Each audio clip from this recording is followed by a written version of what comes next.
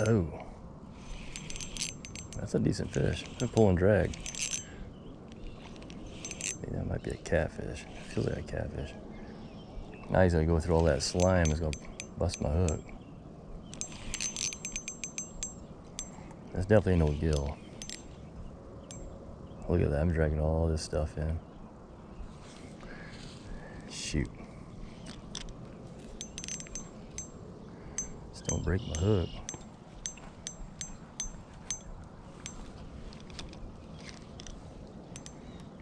I should have worn my boots.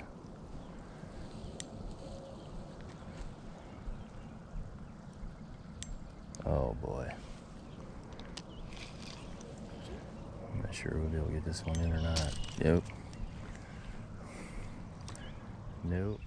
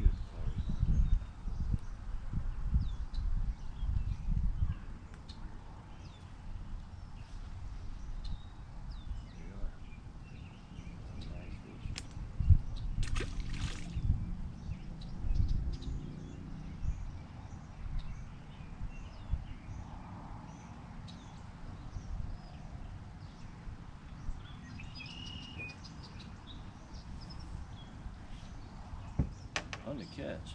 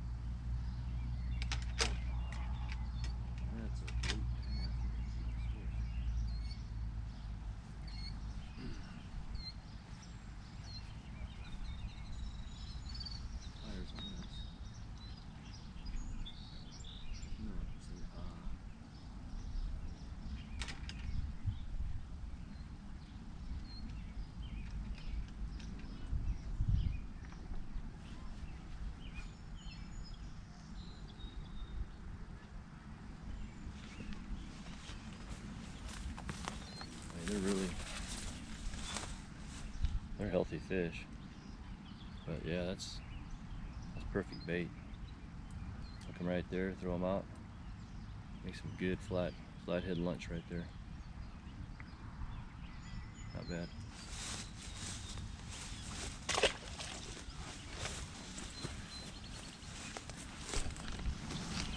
All right, we're talking about bait talk. Got my hand here is the Ohio regulations, 24-25. I read through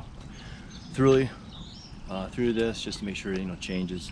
I remember years ago I ignored this, and years ago I'd fish and I had a DNR come by me and ask if all 3 of those rods are they baited in there? Are they all lined and thrown in the water? I said, yeah, I got all 3 lines in the water.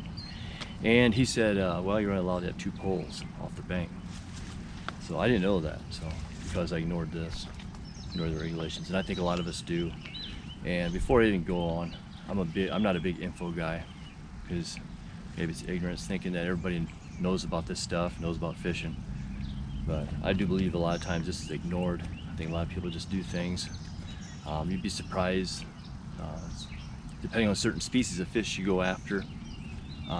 You might have hooks that you're not supposed to use. You might have treble hooks you're not supposed to be using. So make sure you check this out. And also, you can get this on your phone, your iPhone. Just put in fishing regulations, your Ohio figure regulations, or Indiana. I'm in Indiana, so I didn't have my Indiana with me. I just thought I'd show you one of them, because I fished all 3 states. Michigan, I don't fish a whole lot.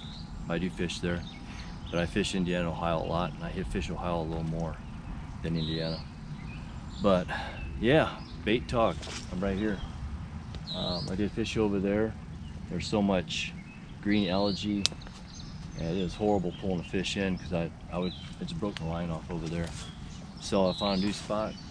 I got a culvert here. It's running some water out of it. Perfect place to fish. And as you see, I caught a lot of nice bluegill for bait. So I'm also different when it comes to keeping bait. I don't keep bait a whole lot. I did used to have a bait tank. Just so much maintenance, so much care. I know some of you probably talked me out of it. It's no big deal, but having a bait tank. But I'd rather have it this way. I'd rather know where my bait's at. And most of the time, I've done this for a while. Most of the time when I come get my bait the same day, it only takes 10-15 minutes, Lord willing, to get my bait, and off I go to my fishing spot for the evening or in the morning. So this bait more likely to be here when I come tomorrow, when I go flathead fishing tomorrow. And so I'm ready to go. I know where my bait's at. I've had bait before in buckets. I kept them over 3 or 4 days in a week. I noticed the difference. There's a lot of fatigue and stress in a lot of those fish. I'm not saying it's going to keep your fishing at a low rate, catching your flatheads or whatever you're after. But I really like to have my fish just fresh, ready to go, and straight out to the water. So this is how I keep my bait. I keep it at the place where I fish for my bait. Just keep them here. If I know they're here, I get them here, put in a bucket, put an aerator on them right away. Especially a hot day like this, you want to keep an aerator on them. And also I throw some ice in the water too to keep the water cool. And it's nice if you have a 5-gallon bucket.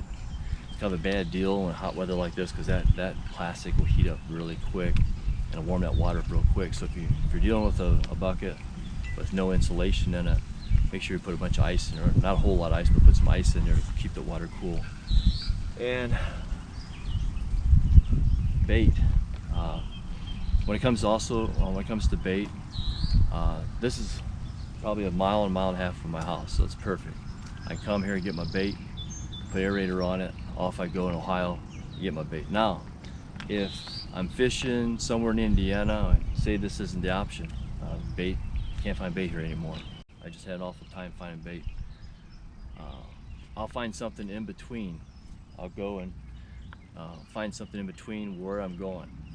Whether it's a creek, whether it's a small lake, pond, I'll find bait there and catch my bait there that same day and move on. Now, I'm not saying that works all the time, but usually 95% of the time it works for me all the time. Get fresh bait, and then it only takes 10-15 minutes to grab that bait. Off you go to your fishing spot. And I think it's easier, it's fun. You don't have to worry about trying to keep them alive in your garage, in a bait container, and all the other stuff, temperature and that. But this is the way I keep my bait. I just find all these different bait locations that hold my bait, whether it's creek chubs in a creek, whether it's bluegill in a pond, or a lake, small lake like this, or whether it's bullheads in a certain lake. I got a creek that holds bullheads, and it's the only creek I know of that I can catch bullheads off the side of the road. And I got a bullfrog behind me that agrees with me. But all right, it's a beautiful evening. So yeah, keep your eyes in this and just study it every time you get this each year, because there's changes in here. First change is usually the price of your license. It's usually $1 more, seems like, every year. That's not always the case. But yeah, I keep a good eye on this, and also they don't have all the information on here, but a lot of times you have to go on like Ohio DNR fishing regulations or Indiana DNR fishing regulations, and they'll have the extra information you need on certain lakes. There's certain lakes, most lakes will have their fishing regulations on there, whether what size crop you take out, or how many bluegill you'd be able to take out, or what size bass you're allowed to have to take out. So if not, a lot of times these regulations, the Ohio, Indiana, Michigan DNR regulations, go to your phone, Google it, and most of the time we'll have it all on there. It's better to save yourself a lot of trouble and a lot of fine money. So yeah, that's my bait talk. So it's the way I think it's easier, it's convenient for me to keep bait fresh and stress-free most of the time. It's less stressful on them instead of keeping them 2-3 days or whatever, a week. I know some of you have bait tanks that you keep your fish over months, but huge bait tanks. I know some of you I'm subscribed to, it's got bait tanks. They got, it's 50, 100 gallons of water in it. So that's fine. That's great. But I'm a busy guy. I try to keep my maintenance low. I try to keep my time low when it comes to the fishing, so I can fish more and less of doing all the extra stuff, like keeping fish alive. So that's one thing that I do. So okay, well, this is Two Passions Fishing. I appreciate you all. If you have any comments or any questions on what I just said, or any helpful hints that you can give me on bait, catching bait or keeping bait, put it down below this video. I really appreciate that. So all right, I got a bait place where I can catch. I got bait. So tomorrow, what'll happen, tomorrow I'll come back down here right after work. I'll come down here. I'll probably even go home and change and shower, but I'll come straight from work, come straight here, get my bait, and go home. I'll put the aerator on them, go home, put some ice on them, take my shower, clean up, and go straight fishing. I can probably fish up to maybe 9:30 at night, well, at least until I catch some fish. So yeah, so I'm pretty excited about that for tomorrow. So I'll get out here and catch this bait, because I know they'll still be here. 95% of the time these fish will still be here for me to catch. And another thing too, when you come to getting redworms, I had an awful time finding bait today. A lot of the gas stations I go and just get the red wigglers. I went through a fourth gas station, and it was like way out of the way, and it was a good distance away, and they had like 6 cartons left, and that was it. And the rest of the bait was gone. A lot of these other stations I stopped, so they didn't have any bait at all. So yeah, that happens. Keep in mind, I didn't bring any with me. That's probably why I would probably use them instead of the red wigglers, so I had them with me. Get small jigs. If you have gulp crickets or little gulp minnows, or crappie bites, work perfect in here for this bait. I've caught bluegill, sunfish, red ears on all that stuff. So if I had that with me, I probably wouldn't have been chasing after this bait. I probably would have saved my time if I just went home and got it and done that. So all right, what a beautiful day. Thank you all, subscribers. Thank you for coming in and checking this video out and liking and sharing my videos, and I really appreciate you all, you subscribers. Really appreciate you all. And remember, trust Christ for life. And we'll take this bait out and hopefully I'll catch a big flathead for the next video.